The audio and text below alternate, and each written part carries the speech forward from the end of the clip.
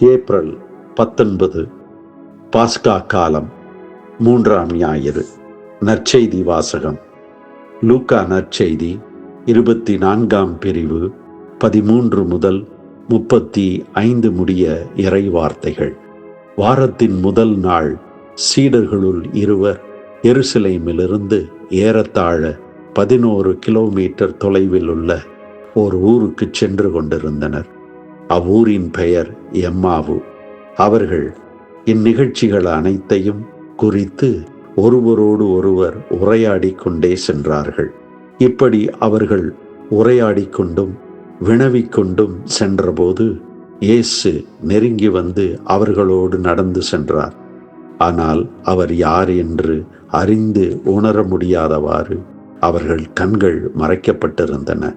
அவர் அவர்களை நோக்கி, வழிநெடுகிலும் நீங்கள் ஒருவரோடு ஒருவர் பேசிக்கொண்டிருப்பது என்ன என்று கேட்டார். அவர்கள் முகவாட்டத்தோடு நின்றார்கள். அவர்களுள் கிளையோப்பா என்னும் பெயருடைய ஒருவர் அவரிடம் மறுமொழியாக, எருசலேமில் தங்கியிருப்பவர்களுள் உமக்கு மட்டும்தான் இந்நாள்களில் நிகழ்ந்தவை தெரியாதோ என்றார். அதற்கு அவர் அவர்களிடம், என்ன நிகழ்ந்தது என்று கேட்டார்.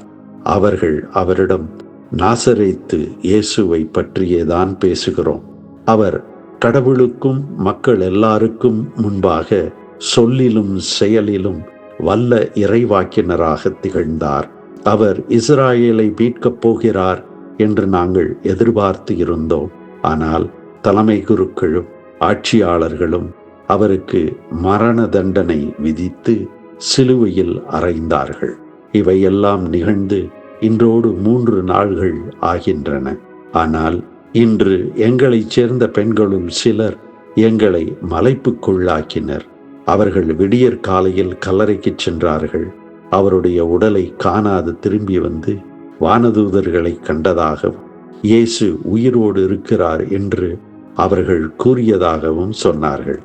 எங்களோடு இருந்தவர்களுள் சிலரும் கல்லறைக்கு சென்று அப்பெண்கள் சொன்னவாறே இருக்க கண்டனர். ஆனால் அவர்கள் இயேசுவை காணவில்லை என்றார்கள். இயேசு அவர்களை நோக்கி, அறிவெளிகளே, இறைவாக்கினர்கள் உரைத்த எல்லாவற்றையும் நம்ப இயலாத மந்த உள்ளத்தினரே, மெசியா தாம் மாட்சி அடைவதற்கு முன் இத்துன்பங்களை பட வேண்டுமல்லவா என்றார். மேலும் மோசே முதல் இறைவாக்கினர் வரை அனைவரின் நூல்களிலும் தம்மை குறித்து எழுதப்பட்ட யாவற்றையும் அவர் அவர்களுக்கு விளக்கினார்.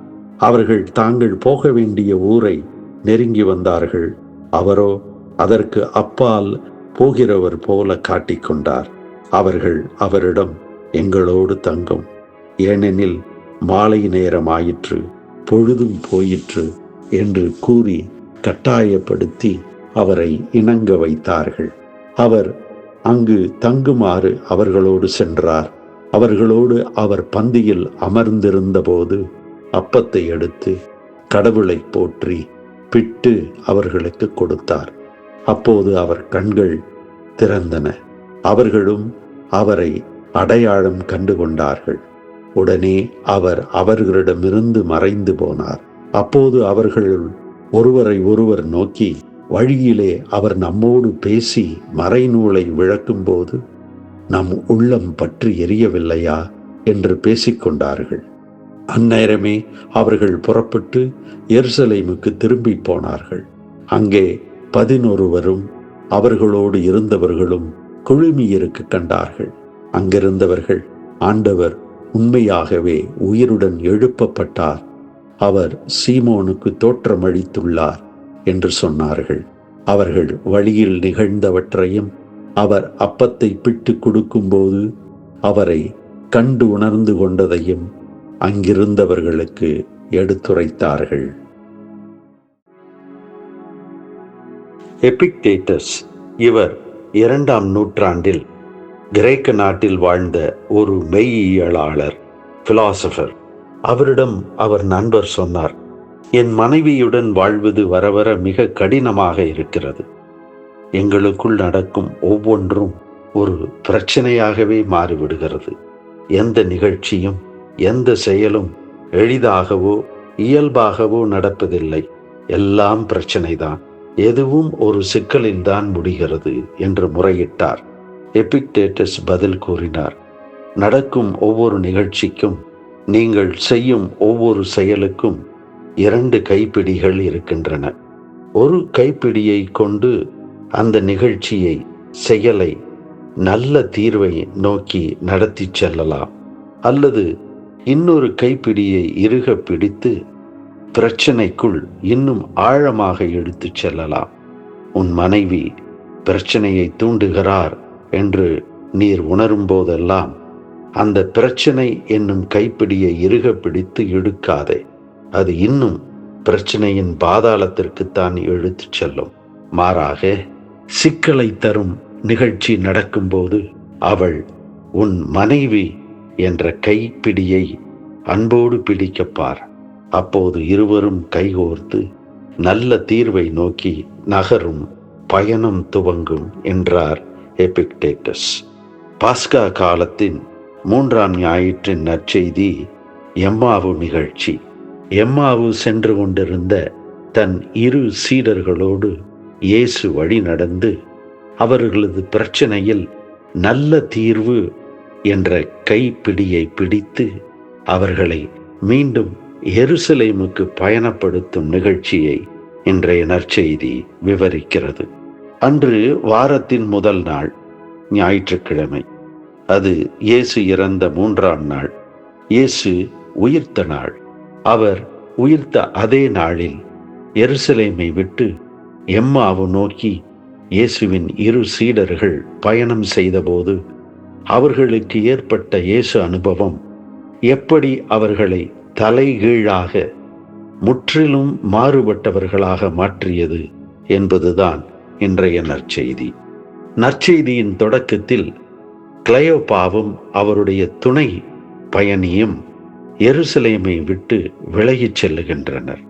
ஆனால் நற்செய்தியின் முடிவில் அவர்கள் எருசலேமுக்கு திரும்பி விரைகின்றனர். எந்த 11 திருத்தூதரை பிரிந்து எம்மாவூஸ் நோக்கி பயணப்பட்டனரோ அவர்களிடமே திரும்பி விரைந்து வருகின்றனர். எம்மாவு நோக்கி முகவாட்டத்தோடு நம்பிக்கை இழந்தவர்களாகச் சென்றவர்கள் எருசலேமை நோக்கி உள்ள கிளர்ச்சியுடனும் புது ஊக்கத்துடனும் ஓடி வருகின்றனர். இயேசு இறைவாக்கினர், அவர் இஸ்ராயேலை மீட்பவர் என்ற நம்பிக்கையில் ஏமாற்றமடைந்தவர்களாகவும், அவர் இறந்து விட்டதால் எல்லாம் முடிந்து விட்டது என்ற மனநிலையில் எம்மாவு நோக்கி பயணப்பட்டார்கள். ஆனால் நற்செய்தியின் முடிவில் இயேசு இருப்பதை போது கண்டுகொண்டவர்களாய் மனத்தெளிவும் திடனும் பெற்று திரும்புகிறார்கள். காலையில் கல்லறையில் இருந்து வந்த பெண்கள் தங்களிடம் கூறியதை நம்பாதவர்கள் மாலையில் அந்த பெண்களைப் போலவே அதே செய்தியை, ஆண்டவர் உயிர்த்து உயிருடன் இருக்கிறார் என்ற செய்தியை உற்சாகத்தோடு அறிவிக்கும் தூதர்களாக மாறுகின்றனர். இவர்களுக்கு ஏற்பட்ட இத்தகைய தலைகீழ் மாற்றம், முற்றிலும் நேரெதிரான மாற்றம் அவர்களுக்குள் எப்படி நிகழ்ந்தது? யார் நிகழ்த்தியது? அவர்களோடு பயணித்த இயேசுவால் நிகழ்ந்தது. அவர்களோடு இயேசு பயணித்த போது, அவர்களோடு தங்கி பந்தியை பகிர்ந்து கொண்ட போது அவர்களுக்குள் இந்த அடிப்படை மாற்றம் ஏற்பட்டது. அவர்கள் இயேசுவை தங்களுக்குள் ஏமாற்றத்தை, அவநம்பிக்கையை ஏற்படுத்தியவர் என்று கணித்தனர். அவருக்கு நேர்ந்த சிலுவை சாவு தங்கள் எதிர்பார்ப்பில் ஏற்பட்ட தோல்வி என்றுதான் புரிந்து கொண்டனர். அவர்களை பொறுத்தவரையில் இயேசு அவர்களுக்கு ஒரு ஏமாற்றம். சிலுவை சாவோடு இயேசுவுக்கும் அவர்களுக்கும் இருந்த அனைத்தும் முடிவுக்கு வந்துவிட்டன. இனி அவர்கள் தங்களுக்கென்ற வேறு ஒரு இலக்கை தேர்ந்து கொண்டு வேறு ஒரு பாதையில் நடக்க வேண்டியதுதான் என்ற முடிவுக்கு வந்தார்கள். இவ்வாறு உணர்ந்ததால்தான் எருசலேமை விட்டு எம்மாவு நோக்கி நகர்கின்றனர். சிலுவை சாவு என்பதை தங்களுக்கு ஏற்பட்ட பிரச்சனையாக கையாளுகின்றனர். ஆனால் இயேசு அவர்களோடு துணை பயணியாகி நடக்கிறார். அவர்களோ அவரை இயேசுதான் என்று அறிந்து உணரவில்லை. வழிநடிகளும் என்ன பேசிக் கொண்டிருக்கிறீர்கள் என்று அவர்களிடம் கேள்வி கேட்டு அவர்களின் பிரச்சனையில் பங்கெடுக்கிறார். பின்னர் அவர்கள் அப்பிரச்சனையை, அதாவது இயேசுவுக்கு நடந்ததை, சாவு நிகழ்ச்சியாக, தங்களுக்கு ஏற்பட்ட தோல்வியாக மட்டும் பார்க்கக்கூடாது. இயேசுவில் நடந்தது இறைவாக்கினர் வழியாக இறைவன் தந்த வாக்குறுதியின் நிறைவேற்றம் என்று புரிய வேண்டும். சிலுவைச் சாவில் இறைவன் இயேசுவை மெசியாவாக வழங்கிய நேரமாகவும், சிலுவைச் சாவின் வழியாய் இறைவன் தம் மக்களை அளவில்லா அன்பு செய்கிறார் என்றும் பார்க்க வேண்டும் என விளக்குகிறார். இயேசுவை பொறுத்தவரையில் சிலுவைச் சாவு தந்தை இறைவன் தம் மக்களோடு கொள்ளும் அன்பின், உறவின், உடன்படிக்கையின் உச்சக்கட்டம் என்று அவர்களுக்கு உணர்த்துகிறார். ஆம், நடந்தது சிலுவைச் சாவு என்ற நிகழ்ச்சி. அதை எம்மாவு சென்ற சீடர்கள் பிரச்சனையாக பார்த்தனர். ஆனால் இயேசு அதை இறை மனித உடன்படிக்கையின் அடித்தளமாகவும் அளவில்லா அன்பின் வெளிப்பாடாகவும் அவர்களுக்கு புரிய வைத்தார். அவர்களும் இதை நன்கு உணர்ந்து கொண்டனர் என்பதை அவர்கள் கூறும் வார்த்தையிலேயே நாம் புரிந்து கொள்ளலாம். வழியில் அவர் நம்மோடு பேசி மறைநூலை விளக்கும்போது நம் உள்ளம் பற்றி எரியவில்லையா என்று அவர்கள் கூறுவதன் மூலம் இந்த உண்மை புலப்படுகிறது. ஆனால் இன்னும் அவர்கள் புரிதல் முழுமையடையவில்லை. அவரை முழுமையாக அறிய வேண்டும் என்ற ஆவல் அவர்களுக்குள் பொங்கியது. இத்தகைய புரிதலை, மாறுதலை ஏற்படுத்தியவரோடு தங்கி உணவருந்த விரும்புகின்றனர். இயேசு அவர்களோடு தங்கி அப்பத்தை எடுத்து கடவுளை போற்றி அதை பிட்டு அவர்களுக்கு கொடுத்த போது அவர்கள் கண்கள் திறந்தன.